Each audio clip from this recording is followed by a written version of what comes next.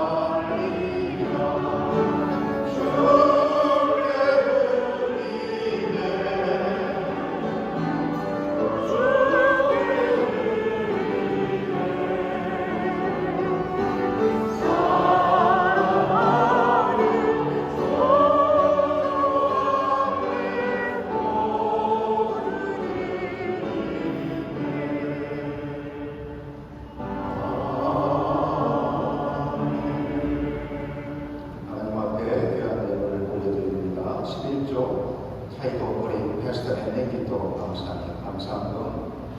LG 약자로 읽으셨는데요. 텍스 오퍼링 감사합니다. 감사합니다. 디코네스 멜라니 감사합니다. 안종원 안주집사님 감사합니다. 변종원 장로님 감사합니다. 백창현 장로님 감사합니다. 텍스 오퍼링 카프로 패밀리 감사합니다. 배종민 목사님 감사합니다. 텍스 오퍼링 디코네스 안주라방 감사합니다. 대상각 장로님 감사합니다. 운명으로 주연은 위클리 오퍼링 구대한 우리를 주셨습니다. 우리 박소영 성도님, 정창근 성사님 기도하겠습니다. 하나님 감사합니다. 하나님의 은혜와 하나님의 사랑을 저희들이 기억하며 저희들이 이 시간에 준비한 귀한 예물 기도 제목과 함께 10의 1조로 감사함으로 주일음으로 무명으로 기명으로 올려드립니다. 하나님께서 우리 사랑하는 성도들의 삶의 현장에 항상 임재해 주시고 어렵고 힘든 경제적 상황 가운데서도 동행해 주셔서 어려움을 잘 이기게 하시고 하는 일들의 길을 주께서 열어주시며 또 형통해 주시고 하나님의 축복들을 누리게 하여 주시옵소서. 그리한 손길과 가정하는 모든 사람들을 하나님께서 기억하시며 하나님 하는 모든 일들이 주 안에서 형통케 하여 주시옵소서. 감사와 영광을 올려드리며 주 예수 그리스도의 이름으로 기도 올려옵나이다. 아멘.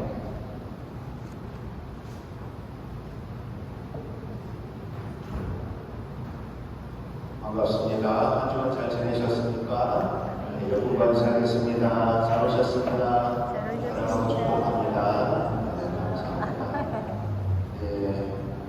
한국 다녀오신 우리 박상표 집사님들 얼굴 잘 안 보여가지고 다녀오셨네요. 우리 박수 한번 주시겠습니다. 잘 다녀오셨습니까?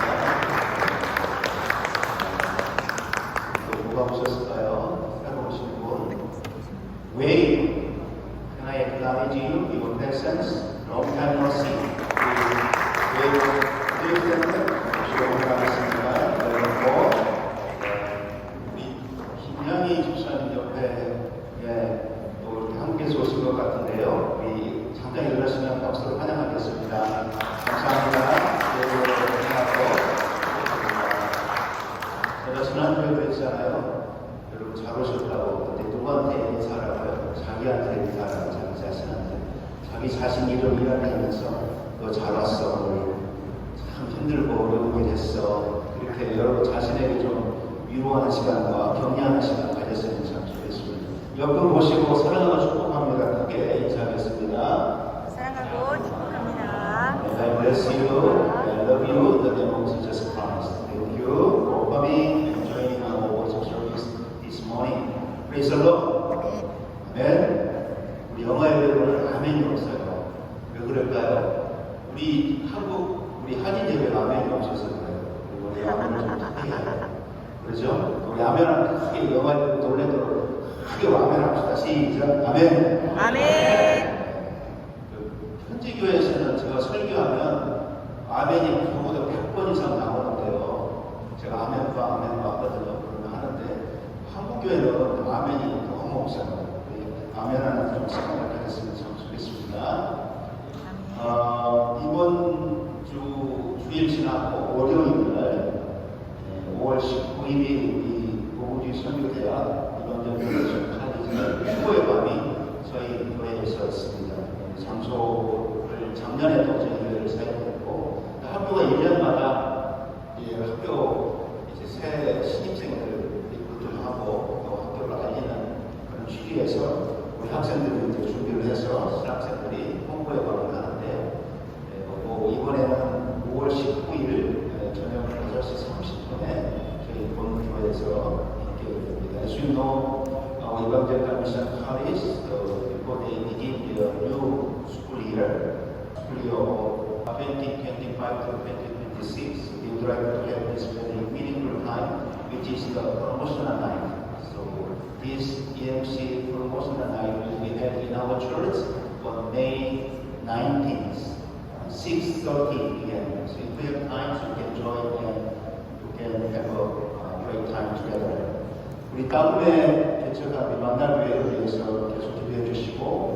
지난 4월 말 그리고 5월 첫날까지 여름 성경학교를 갔고요. 지난주에는 이제 따분에 저희 학교 신학교 출신들이 개척한 근처에 개척한 교회가 하나, 둘, 셋, 네 개가 있는데 그중에 이제 3개의 교회가 저희 만남교회에서 유스 인터 처치 펠로십을 가졌습니다. 청년들, 각 교회 청년들이 3교회, 4교회가 모여가지고 모임을 가졌고 또 보니까 저한테 사진을 보내줬는데 다 우리 학교 졸업생들이고 열심히 이제 그 지역에서 사역을 하고 있는데 저희가 개척한 만남교회에서 특별한 행사를 가졌습니다. 계속해서 기도해 주시기를 바라고요. 교회가 조합해서 성장할 수 있도록 기도해 주시면 감사하겠습니다.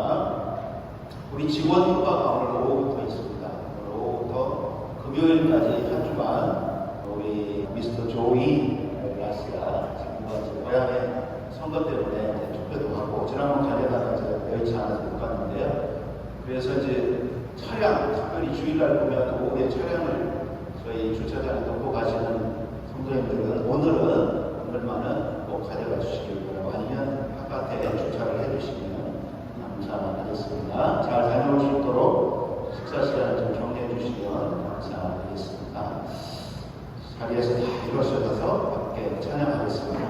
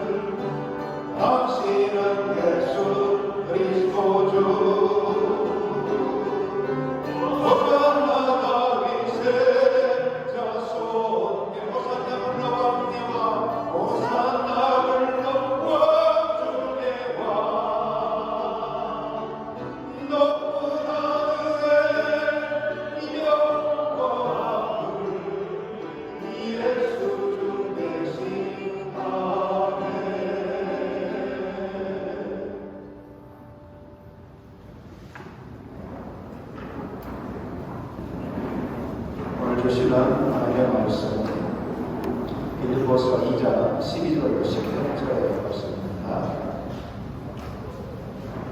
빌립보서 2장 12절로 18절의 말씀 한 절씩 교독하도록 하겠습니다. 제가 12절, 여러분이 13절 크게 함께 교독합니다. 그러므로 나의 사랑하는 자들아 너희가 나 있을 때뿐 아니라 더욱 지금 나 없을 때에도 항상 복종하여 도렵고 틀림으로 너희 구원을 이루라. 너희 안에서 행하시는 일은 하나님이시니 자기의 뜻을 이루어 너희의 소원을 이루고 구하여 모든 일을 원망과 시비가 없이 하라. 의미 없고 진짜요.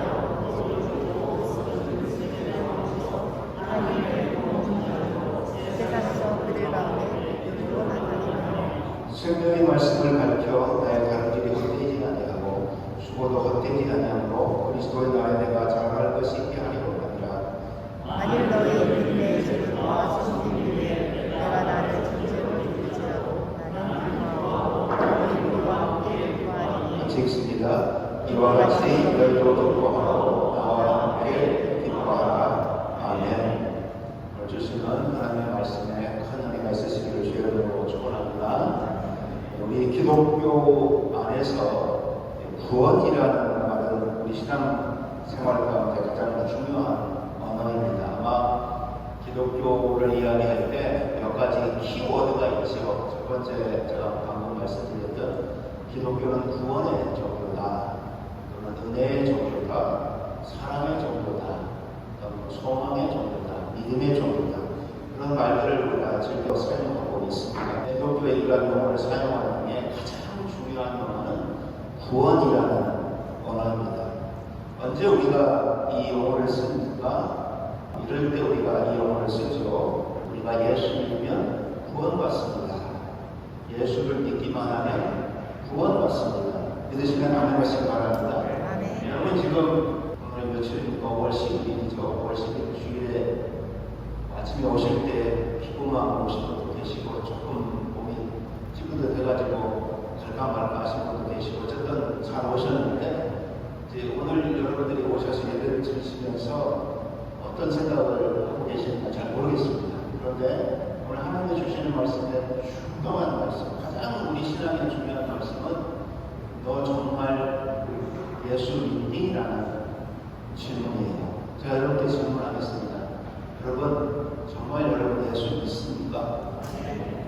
다른 거 다 떠나서 우리가 교회 생활을 하고 신앙 생활을 하고 하면서 가장 중요하고 기본적인 질문이 당신 예수 믿습니까? 여러분 정말 예수 믿습니까? 우리가 예수를 믿느냐라는 질문을 했을 때 이 질문의 의도는 예수 믿으면 구원받기 때문에 그렇습니다. 그래서 이때 꼭 쓰는 단어가 당신은 예수를 믿습니까? 그리고 예수를 믿으면 구원을 받는 걸 믿습니다. 제가 여러분들이 이렇게 질문하면 어떨까요? 다시 한번 정말 여러분 예수 믿으세요? 아멘. 우리 서명철 성도님 예수 믿으십니까? 네. 아멘 하시라니까요. 머뭇거리시면 안 돼요. 바로 우리가 이 질문 앞에는 아멘을 해야 됩니다. 그런데 제가 또 하나의 질문을 하겠습니다. 그러면 여러분이 예수를 믿는다고 했는데 예수를 믿는다는 그 측면에서 여러분 뭘 믿고 계십니까? 여러분 분명히 저한테 제가 질문했을 때 예수 믿습니까? 믿으십니까? 할 때 예수 믿습니다라고 했습니다.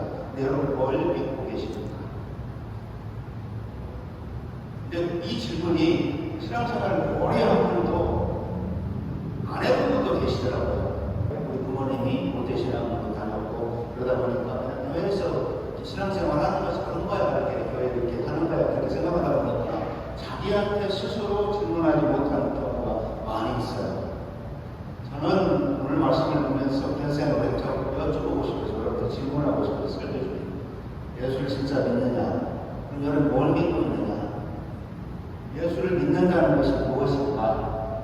당연히 교리적으로 예수가 십자가에 우리를 위해서, 우리 죄를 위해서 죽으시고 그분이 내장되셨다가 다시 사흘 만에 부활하신 것을 믿는 것, 그분이 우리의 메시아요, 헬라 표현으로 그리스도요를 믿는 것, 그게 예수를 믿는다라고 이야기합니다.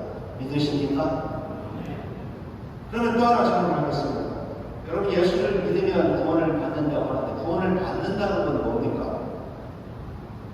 내가 예수 믿으면 구원 받는다고 했을 때 구원 받는다는 게 뭡니까? 그냥 기본적인 질문인데 가장 중요한 질문이에요. 구원 받는다는 이야기는 우리가 생명을 얻는다, 또는 영생을 얻는다. 좀 더 쉽게 우리 한국분들한테 일제시대의 분위기에서 이야기하면 그 고난과 고통 가운데 우리가 우리가 죽으면 하나님 나라 간다. 그렇게 이제 동일어로 우리가 이야기하면서 예수 믿으면 구원받아요 라는 걸 사용할 때는 이런 의미가 다 포함됩니다. 믿으십니까? 예수님이 요한복음 14장 6절의 말씀에 뭐라고 말씀했죠? 나는 길이요 진리요 생명이라고 말씀했죠. 예수님만이 유일한 구원의 길이라고 말씀하셨어요. 그걸 믿습니까? 그러니까 우리가 찾고 있는 진리, 우리가 추구하고 있는 인간의 영생, 우리의 내세의 보장, 우리의 생명의 확고함, 보장, 모든 것들이 누구를 통해서만 가능하다고요? 예수 그리스도를 통해서만 가능하다. 수많은 종교의 현자들이 있지만, 수많은 종교가 우리 온 세상에 있지만, 그중에 후아인 릴리전, 메이저 릴리전에서 5대 종교가 우리에게 있지만, 유일하게 우리가 속해 있는 종교라고 말하는 기독교의 가장 중요한 우리의 신앙의 토대는 정말 당신 예수 믿느냐, 그리고 예수 믿으면 구원을 받느냐. 예수라는 말이 우리가 질문할 때 꼭 들어가는 거예요. 왜? 예수 그리스도만이 유일한 구원의 길이고 영생의 길이고 진리의 길이기 때문에 그렇습니다. 믿으시면 확인하신다고 합니다. 그럼 제가 어려운 질문 하겠습니다. 여러분 구원 받으셨습니까? 굉장히 중요한 질문이죠. 근데 대부분 이 질문은 우리 교회들이 잘 안 합니다. 어디서 많이 하냐면 우리 돌아가신 유명한 회장님이 속해있던 구원파, 박옥수 지금 목회자가 속해있던 구원파. 그런데 구원파에서는 굉장히 중요하죠. 요즘 유튜브에 강의 막 띄워가지고 열심히 하는 박진영인가요? 그 무슨 회사 대표 있잖아요. 엔터테인먼트 대표 가수. 그 친구도 이제 구원파니까요. 그러니까 구원파에서는 가장 중요한 질문이 여러분 구원 받으셨습니까? 근데 여기서 하나 더 남아서 구원파에서는 여러분 언제 구원 받으셨습니까? 어디에서 받으셨습니까? 몇 년, 몇 월, 며칠에 받으셨습니까? 그렇게 질문합니다. 근데 저는 그런 질문이 아니고 하나님 말씀 가운데 복음주의 신앙 가운데 여러분에게 질문합니다. 여러분 예수를 믿습니까? 믿습니다. 예수를 믿으면 구원을 받습니다. 믿습니다. 그럼 여러분 구원 받으셨습니까? 여러분 어떻게 대답할까요? 방금 하신 대로 하시면 돼요. 뭐라고요? 아멘 하시면 돼요. 아멘 하십니까? 이게 굉장히 중요한 거예요. 그러니까 교회는 목사님들이 설교하면서 설교는 대부분 이런 질문을 잘 안 하거든요. 제가 오늘 설교를 2주간 정도 준비하면서 이 질문을 꼭 하고 시작하고 싶었어요. 구원의 확신에 대해서. 우리 신앙에 다른 것 다 빼고 하나만 우리에게 신앙을 이야기한다면 중요한 것이라면 구원이라는 것이고 그 구원에 대한 확신이라는 것이죠. 그런데 오늘 본문은 더욱 중요한 것을 이야기해요.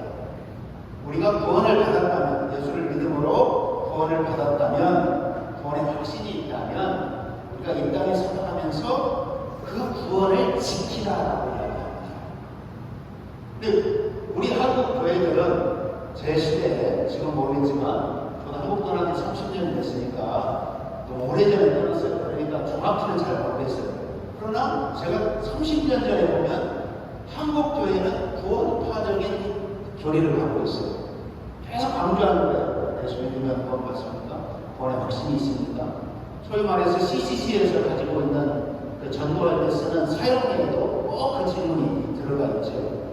그런데 한국 교회가 무엇이 약하냐? 사회로부터 교회들이 이렇게 비난을 받고 교회들이 이 이야기를 듣는 건 뭐냐면, 그런데 당신들이 이 세상 또는 삶을 살면서 크리스천들이 왜 그래? 라는 질문을 합니다. 굉장히 듣기 싫은 이야기죠. 당신 교회 다니고 소위 말해서 신앙생활을 하고 당신 예수 믿으면 구원받는 다음에 당신 예수 믿으면 구원받는 다음에 당신이 하는 행동, 교회들이 하는 그 모양들을 보니까 사회에서는 마음에 안 드는 거예요. 중요한 질문을 사도 바울이 이 서신을 쓰면서 빌립보 교인들에게 본인이 12년 전에 개척한 동유럽의 우리 기독교 역사의 첫 번째 교회인 빌립보 교회에 10년의 세월이 흘러 로마 감옥 속에서 임종을 앞두고 있는 사도 바울이 이 편지를 쓰면서 사랑하는 내가 개척한 누구누구누구누구누구가 마귀야 되겠죠. 그러면서 서신에 넣었지만 그 다 기억하면 이야기했습니다. 그래서 뭐라고 하냐면 여러분 구원 받은 거 압니다. 그런데 여러분이 구원을 받았다면 동시에 여러분이 이 세상을 떠날 때 또는 주님이 재림했을 때 그때까지 여러분이 구원을 지키세요라고 이야기합니다. 저는 오늘 사랑하는 우리 성도님들에게 이 말씀을 드리고 싶어요. 두렵고 떨림으로 구원을 이루라. 이 말씀을 보면서 우리 개신교에서 양대 큰 교리가 있어요. 하나는 칼빈주의, 우리 장로교가 속해 있는 칼빈주의의 5대 교리가 있고, 하나는 감리교, 성결교들이 속해 있는 알미니안, 신열교까지 포함해서 알미니안주의가 있습니다. 5대 교리가 쌍벽을 이루고 있습니다. 한번 띄워주시면, 오른쪽에 보시면 칼빈주의는 저희 장로교가 속해 있는 전적 타락. 인간은 전적으로 타락했다는 거예요. 두 번째, 무조건적인 선택. 그럼에도 불구하고 하나님의 계획 가운데 우리를 선택하신다는 거예요. 제한 속죄, 다 사람들을 구원하는 것이 아니라 하나님께서는 하나님이 택한 사람들을 구원하신다.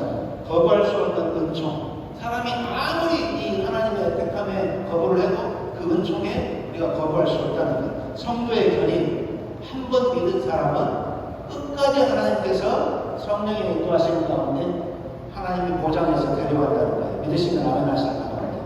이게 이제 장로교 안에 우리 칼빈주의 5대 교리라고 해서 성경을 5개 이 교리로 요약을 할 거예요. 근데 여기 반박해가지고 영국의 존 웨슬리나 감리교의 창시자나 이런 분들은 이게 반박이 아니다. 성경을 보니까 전적 타락이 아니라 하나님이 우리에게 자유의지를 주셨다. 두 번째, 무조건적인 선택이 아니라 하나님은 조건적인 선택을 하신다. 세 번째, 제한 속죄가 아니라 하나님께서는 어떻게 하고 우리를 하나님의 은혜 가운데 특별한 사람만 속죄하는 것이라 만인 속죄를 주장합니다. 빠진 것 같아요. 말로. 그리고 네 번째, 거부할 수 없는 은총이 우리 칼빈주의에서 주장하는데 이 알미니안에서는 성령으로 효과적으로 거부될 수도 있다. 다섯 번째, 성도의 견인을 우리 이야기하면 한번 택함받은 사람은 하나님 끝까지 데리고 갑니다. 그런데 보니까 중간에 예수 안 믿고 있다가 타락한 사람도 있더라. 교회 안 다니는 사람도 있고 믿음을 버린 사람도 있더라. 그래서 칼빈주의와 알미니안주의에서 이렇게 대조되는 이야기를 합니다. 그런데 우리가 감리교, 성결교, 침례교도 이단이라고 하잖아요. 저쪽에서 우리를 볼 때 장로교를 이단이라고 이야기하잖아요. 그러니까 칼빈주의는 어느 측면을 강조하냐면 애정론을 강조하고 알미니아는 자유의지를 강조합니다. 하나님의 선택이 제한되지 않고 만인에게 되어있다는 것이고 사람이 자유의지를 갖고 있기 때문에 거부할 수 있다는 거예요. 그리고 중간에 예수 믿다가 열심히 신앙생활을 했는데 보니까 어떤 사람들은 예수 안 믿고 배교도 하더라. 그래서 이 칼빈주의는 애정론을 강조하지만 알미니아는 정반대의 교리를 가지고 강조를 하고 있습니다. 저는 장로교 목사고 장로교에서 목사 안수를 받았고 장로교의 개혁주의 신앙을 갖고 있음에도 불구하고 이렇게 생각합니다. 이건 동전의 양면이다. 동전의 양면이라는 거예요. 한쪽을 보면 예정론이 강조되는 거고 한쪽을 보면 무엇이요? 자유의지가 강조되는 거예요. 이걸 뛰어들려고 하다 보니까 서로 간에 칼빈주의와 알미니안주의를 강조하는 분들이 다툼이 있었던 거예요. 자세히 보니까 성경은 하나님의 말씀은 이 칼빈주의에서 주장하는 예정론과 알미니안이 주장하는 자유의지가 하나로 묶여 있다는 거예요.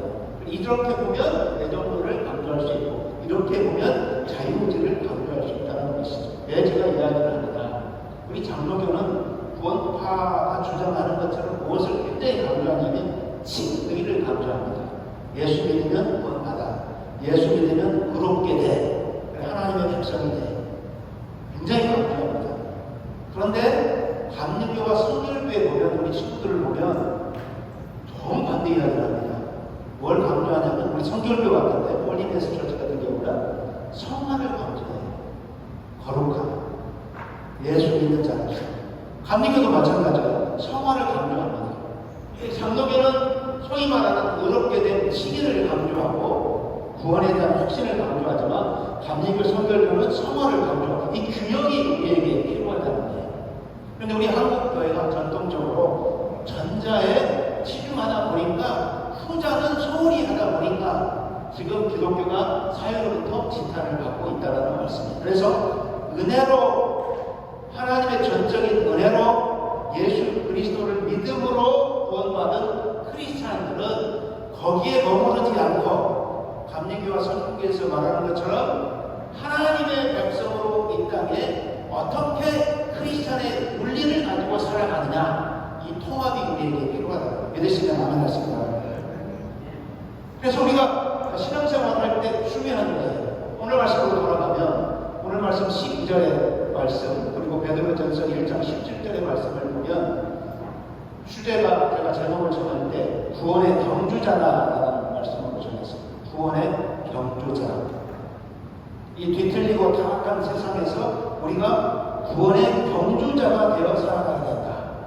우리가 칭호와 구원에 대한 확신을 갖고 하나님이 나를 예수 그리스도의 죽으심과 부활하심으로 그걸 믿는 믿음으로 나를 의롭게 하고 하나님의 백성이 되게 하고 내가 구원을 받게 하고 하나님의 영생을 소유하는 엄청난 그 은혜를 내게 주었는데 거기에 그치는 것이 아니라 그 다음에 이 땅에 우리가 살아가면서 먼 소위 말하는 내세 하나님 나라를 바라보면서 그 나라를 바라며 달려갈 때 구원의 경주자, 그 구원의 경주자는 어떻게 그 경주를 하느냐? 두렵고 떨림이라고 이야기하고 있습니다. 두렵고 떨림으로 너희가 받은 그 구원을 두렵고 떨림으로 이루고 완성하여서 안심의 이 구원의 끈을 놓지 말고 여러분의 경주가 이 끈을, 구원의 끈을 놓지 말고 이 땅에 살아가면서 이 땅이 어떤 세상, 만만치 않는 세상, 오늘 보면은 어그러지고 거스리는 세상, 영어로는 크루키하고 디프레이드한 세상, 엉망진창인 죄악으로 진창 엉망진창인 세상, 만만치 않는 세상을 살아가면서 이 구원의 끈을 절대 놓지 말고 이 바톤을 놓지 말고 마지막 그 피니싱 라인까지 너희들의 구원을 이루라 말씀하고 있습니다. 믿으시면 하나씩 베드로전서 1장 17절을 한번 보시죠. 사도 베드로는 바로와 같이 똑같은 이야기를 합니다. 사도 베드로는 베드로는 1장 17절에 같이 읽겠습니다. 시작. 외모로 보시지 않고 각 사람의 행위대로 심판하시는 일을 너희가 아버지라 부른즉 너희가 나그네로 있을 때 두려움으로 지내라. 오늘 본문 빌립보서 2장 12절에 두렵고 떨림으로 그 구원을 이루라는 말씀과 바울이 하나님 말씀을 주신 것과 동일한 시대에 위대한 사도 베드로가 또 다른 사도가 1장 17절에 하나님의 말씀을 주시는데 동일한 말씀을 줍니다. 너희들이 이 땅에 살아가며 한 행위 마지막 최후의 심판 때 하나님이 그걸 가르친다고 이야기하면서 너희들이 이 땅에 나그네로 살아갈 때에 구원을 두려움으로 지내라고 말씀하고 있습니다. 오늘 본문의 말씀으로 다시 돌아오면 우리가 복종하여 두렵고 떨림으로 너희 구원을 이루라. 원래 우리에게 임한 구원은 제가 서론에 여러분 예수 믿으십니까? 하면 그 순간에 내가 예수를 주요 그리스도요 하나님의 아들이요 라고 고백하는 순간에 우리에게 구원이 이릅니다. 믿으시면 아멘 하시기 바랍니다. 그러나 과정으로서의 구원은 그 다음에 우리가 뒤집고 편히 쉬는 상태에서 활동하는 과정이 아니라 그 다음에 구원을 받은 다음에 마지막 피니싱 라인까지 달려가는 구원의 경주자는 계속해서 이 구원이 지속되도록 완성되도록 하는 것이라고 말씀하고 있죠. 너희 구원을 이루라. 너희 구원을 완성하라. 너희 구원을 계속해서 지켜가라. 신앙인은 구경꾼이 아니라 신앙인은 관중이 아니라 신앙인은 경주자라고 합니다. 구원은 한 번 획득함으로 우리가 올인해서 만족하는 것이 아니라 그 구원을 확신하는 하나님의 백성들은 구원의 경주자로 달려가라고 말씀하고 있죠. 오늘 말씀의 이 구원의 여정을 우리가 함께 살펴보면서 저는 그런 생각을 해서 그림을 그려봤어요. 짧게 한번 보세요. 구원을 사도 바울은 경기자의 비유로 설명을 합니다. 사도 바울이 쓴 13개의 서신을 보면 바울이 때로는 군사의 비유를 사용합니다. 크리스찬을 이야기할 때 우리가 군병의 비유를 사용해요. 굉장히 좀 호전적인 비유죠. 그러나 바울은 동시에 두 번째 비유는 경주자의 비유를 많이 사용해요. 신앙인은 경기자라는 거예요. 여러분, 경기자는 특별히 다른 일을 하는 달리기 선수는 출발선이 있고 마지막 결승선이 있습니다. 아시죠? 그리 보세요. 그 이야기를 하는 겁니다. 출발선에 있는 한 경기자가 저 결승선을 향해서 이제 달려갈 텐데 출발하지 아니하면 결승선에 못 가죠. 수병지 선생님 맞죠? 출발하지 아니하면 결승선에 못 가요. 출발을 해야 결승선에 갑니다. 이 출발선을 우리가 예수 그리스도를 믿음으로 구원을 받은 상태로 이야기합니다. 믿으시기 바랍니다. 그러면 출발했으면 결승선을 향해서 우리가 달려가는데 결승선은 무엇이 우리에게 경기자들에게 주어져요? 메달이 주어져요. 그게 은메달이든 동메달이든 금메달이든 메달이 주어져요. 경기에서. 올림픽에서 모든 선수들이 이 세 메달을 받기 위해서 준비해서 출발해서 딱 달려서 결승선까지 달려갑니다. 근데 이 경기자의 비유를 바울이 이야기하면서 뭘 이야기하냐면 경기자는 무엇을 지켜야 돼요? 결승선에 가기 전까지 규칙을 지켜야 돼요. 자기의 레인이 있어요. 그 레인을 벗어나면 실격이에요. 그리고 가다가 주저앉거나 쉬거나 그러면 자기가 목표했던 결승선에 갈 수가 없어요. 그래서 경기에 심판이 있고 심판이 이 사람이 규칙을 지키냐 안 지키냐를 보고 있습니다. 그래서 경기자가 달려갈 때 마지막 결승선까지 이 규칙을 지키고 달려가야만이 마지막 결승선에서 그 배에 주관한 자들이 준비한 메달을 받을 수 있다. 그 이야기를 바울이 하는 겁니다. 바울은 빌립보 교인들에게 이야기합니다. 사랑하는 성도 여러분 구원의 경주자들입니다. 지금 이제 출발했습니다. 여러분 구원을 받으셨습니다. 이게 하나님의 은혜입니다. 우리에게 주신 하나님의 엄청난 은혜입니다. 그런데 이제 출발하셨습니다. 결승선까지 규칙대로 가세요. 그게 오늘 주시는 말씀의 핵심이에요. 그러면 규칙대로 가는데 이 결승선까지 하나님의 마지막 심판, 예수 그리스도의 마지막 재림, 하나님 앞에서 마지막 우리가 서는 그늘 결승선까지 가는데 어떻게 가느냐를 오늘 본문의 말씀에서 몇 가지로 이야기합니다. 첫째로 그 규칙의 첫 번째는 모든 일을 원망과 시비 없이 하는 구원의 경주자. 따라서 해봅시다.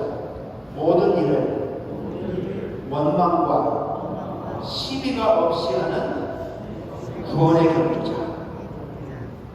바울은 10년 전에 개척한 본인이 직접 개척한 빌립보 교회 교인들에게 사랑하는 성도 여러분 잘 여러분이 오셨습니다. 지금까지 잘 달려오셨습니다. 그런데 제가 감옥에서 임종 직전에 여러분에게 마지막 유언을 합니다. 그러면서 원망과 시비 없는 구원의 경주자가 되십시오. 십자가의 말씀이 이렇게 이야기하죠. 모든 일을 원망과 시비가 없이 하라. 원망이라는 단어와 시비라는 단어는 저는 이런 생각을 했습니다.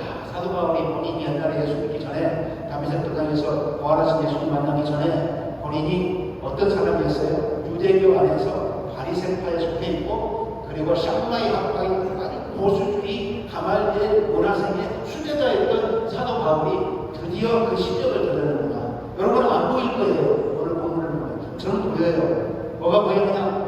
원망과 시비가 없이 하라는 말씀에 광야 시대의 출애굽 시대에 이스라엘 백성들이 그 노예 생활을 하고 있을 때 430년의 노예 생활을 종치게 하고 모세를 통하여 하나님께서 극적으로 그들을 가나안 땅으로 인도하는 그 스토리가 출애굽기에 나오고 있습니다. 그들의 노예 가운데 있을 때 하나님은 너무너무 마음이 아파서 내가 택한 이스라엘 백성들을 내 가나안 땅으로 데리고 와야지. 그래서 모세를 통해서 이제 애굽에서 지금 이집트에서 가나안 땅으로 데리고 갑니다. 근데 광야 40년 동안 이 이스라엘 백성들이 하는 행동이 뭐냐면 원망이에요. 그리고 시기예요. 그 원망이 뭐냐면 가다가 물이 없다고 원망, 덥다고 원망, 춥다고 원망, 배고프다고 원망, 계속 원망만 하는 그게 출애굽기의 역사입니다. 원망 투세 지도자 모세를 원망하고 그 장로들을 원망하고 자기들의 상황을 원망하고 처지를 원망하고 나중에 누구를 원망하냐 하나님을 원망합니다. 결국은 1세대가 지금의 요르단에서 저 마지막 가나안 땅 지금 이스라엘을 바라보고 못 들어갔어요. 원망 때문에. 왜 우리를 이 광야에 보내시니까 그냥 이집트에서 왜 생활하면 훨씬 나았을 텐데 춥습니다, 덥습니다, 배고픕니다. 하나님이 그때마다 구름 기둥으로 불 기둥으로 지금 상상할 수 없는 그 초연적인 역사로 만나를 주시고 물을 주시고 반석을 쳐서 내게 하시고 그 원망 속에서 하나님이 다 비유를 맞춰요. 그리고 시비합니다. 이 원망과 시비 속에 담겨있는 오묘한 진리가 담겨있다는 사실이에요. 원망과 시비가 있는 곳에 불화와 다툼이 있습니다. 그리고 이런 이야기입니다. 구원의 경주자는 하나님의 마지막 그 결승전에 들어가기 전까지 삶의 현장에 일어나는 일들 때문에 여러분 원망하고 시비하지 마세요. 원망과 시비는 불화와 다툼을 가져오게 합니다. 여러분 신앙생활을 할 때 여러분이 만나는 분들이 많이 있을 겁니다. 그런데 누구는 계속 부정적으로 만나요. 계속 시비줘요. 그리고 원망줘요. 뭐 하나 이렇게 보면 제가 볼 때는 괜찮은데 그 모든 것들을 다 이렇게 목이 한쪽으로 삐뚤어져가지고 이렇게 보는 거예요. 말할 때도 이렇게 말하는데 그게 이스라엘 백성들이 광야에서 40년 동안 하나님을 원망하고 모세를 원망하고 지도자들을 원망하고 원망 시비 하다가 그들이 광야에 묻혔어요. 사도 바울은 그 연상하면서 구약의 신학자였고 유대교 안에서 그 연상하면서 이제 출발해서 결승점을 가는 여러분들이요 절대로 원망과 시비하지 마세요. 두 번째 구원의 경주자는 흠없고 순전한 구원의 경주자가 되라고 말씀합니다. 우리 15절의 말씀 같이 읽겠습니다. 15절의 말씀 시작. 이는 너희가 흠이 없고 순전하여 어그러지고 거스린 세대 가운데 하나님의 흠없는 자녀로 세상에서 그들 가운데 빛들로 나타내며 흠없고 순전한 구원의 경주자가 되라라고 말씀하고 있습니다. 이것도 자세히 보면 사도 바울이 구약으로 해석합니다. 여러분 구약의 말씀은 레위기의 말씀이나 민수기의 말씀, 특히 모세 율법의 말씀에 보면 무엇이 나와요? 성전에서 제사 지내는데 제물을 가지고 와서 제물을 드리는데 어떤 제물을 우리가 드립니까? 흠이 없고 점이 없는 제물을 우리가 드립니다. 이스라엘 백성들에게 하나님은 율법을 주시면서 너희들이 나에게 제사할 때 제물이 중요하다. 그 제물은 절대로 그게 소든 양이든 염소든 비둘기든 절대로 모든 제물은 흠이 없고 점이 없어야 된다고 말씀합니다. 비난받을 것이 없고 불순한 것이 없고 흠이 없는 것 똑같은 이야기예요. 이제 출발해서 결승선을 가는 구원의 경주자는 이 땅에 우리가 살아가면서 이 어그러지고 거스르고 뒤틀리는 세상에서 세상 사람들은 그렇게 살지라도 적어도 예수 믿는 사람, 적어도 다방 48개 교인들은 내 친구들은 세상에 뒤틀려진 엉망진창에 죄악된 세상에 엉뚱하게 하고 살아가도 우리는 적어도 영적으로 뒤틀리지 아니하고 도덕적으로 비비 꼬이지 아니하고 흠이 없고 점이 없는 하나님의 백성으로 살아가라는 거예요. 우리 신자들에게 이와 같이 되지 말고 같이 어울려서 뒤틀리지 말고 훔쳐망쳐하지 말고 하나님의 진리 안에서 하나님의 자녀답게 나무랄 데도 없고 불순한 것도 없고 흠집도 없는 순결한 하나님의 구원의 경주자가 되라 말씀합니다. 로마서 12장 1절 2절 한번 읽어보세요. 로마 12장 1절 2절에 신자의 윤리를 이야기합니다. 같이 읽겠습니다. 시작. 그러므로 형제들아 내가 하나님의 모든 자비하심으로 너희를 권하노니 너희 몸을 하나님이 기뻐하시는 거룩한 산채물로 드리라. 이는 너희가 드릴 영적 예배되리라. 너희는 이 세대를 본받지 말고 오직 마음을 새롭게 함으로 변화를 받아 하나님의 선하시고 기뻐하시고 온전하신 뜻이 무엇인지 분별하도록 아멘 하십니까? 사도 바울은 로마서 16장을 쓰는데 1장부터 11장까지는 기독교인의 기독교의 교리를 씁니다. 진리가 뭐냐, 성화가 뭐냐, 영화가 뭐냐, 의롭게 됨이 뭐냐, 복음이 뭐냐라고 이야기하면서 마지막 12장부터 16장까지 우리 기독교인의 윤리를 이야기하면서 12장 1절에 접속사를 써요. 그러므로 너희들이 의로운 사람이냐, 너희들이 하나님의 은혜 가운데 복음을 누린 자들이냐, 너희들이 구원을 받았느냐, 그러므로 이렇게 살아. Brothers and sisters, 이렇게 살아. 어떻게 살아요? 너희들이 이 땅에 살면서 하나님이 기뻐하는 거룩한 산책물을 드려. 구약적 용어입니다. 구약에서 사용하는, 제사에서 사용하는 용어예요. 이게 바로 구원의 경주자가 룰을 시키면서, 규칙을 시키면서, 그거에 따라서 달려가서 마지막 하나님이 예비한 하나님의 그 놀라운 그의 멸관을 쓰는 거예요. 세 번째, 구원의 경주자는 생명의 말씀을 비추는 구원의 경주자예요. 16절의 말씀해 보십시오. 16절의 말씀에 시작. 생명의 말씀을 밝혀 나의 가락들이 헛되지 아니하고 휴고도 헛되지 아니하면 그리스도의 날에 내가 자랑할 것을 있게 하려 함이라.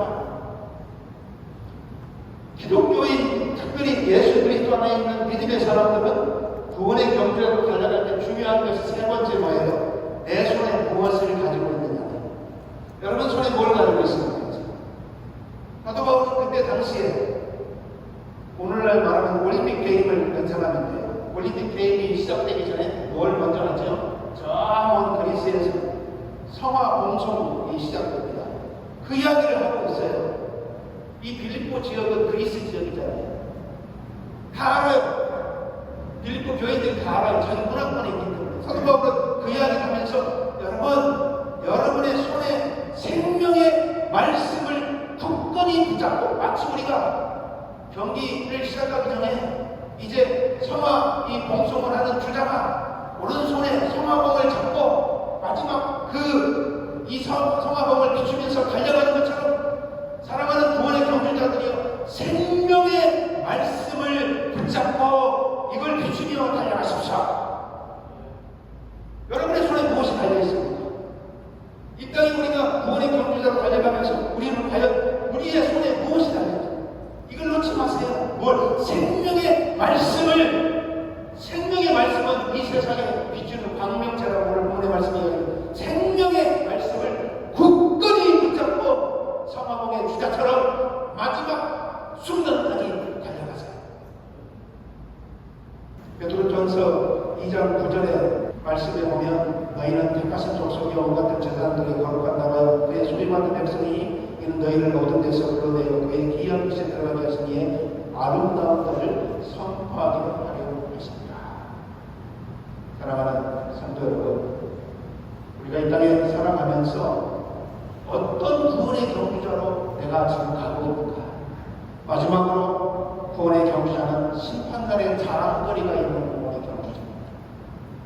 심판날에 자랑거리가 있는 16절 17을 크게 가지겠습니다. 16, 17 시작.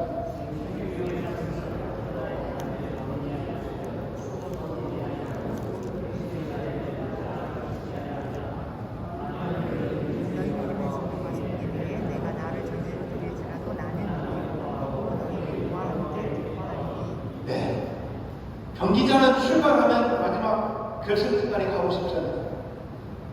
학교에서 공부하다 남의 짐을 지고 슬픔 위로하며 주가 성금을 주시겠네. 주를 의지하며 순종하는 자를 항상 복되며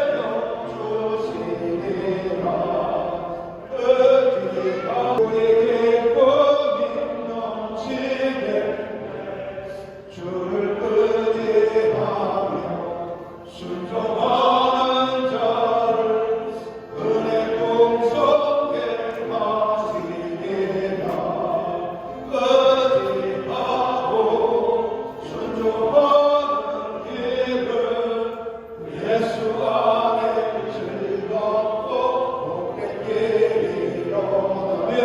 주를 믿으면서 말씀 잘 주를 의지하며 항상 순종하며 주가 사랑해 주시니라 의지하고 순종하는 길은 예수 안에 즐겁고 복된 길이로다 오늘 보기 위해 가는 해 평범한 목소리신 그분 앞에 모든 무릎이 꿇어 경배하네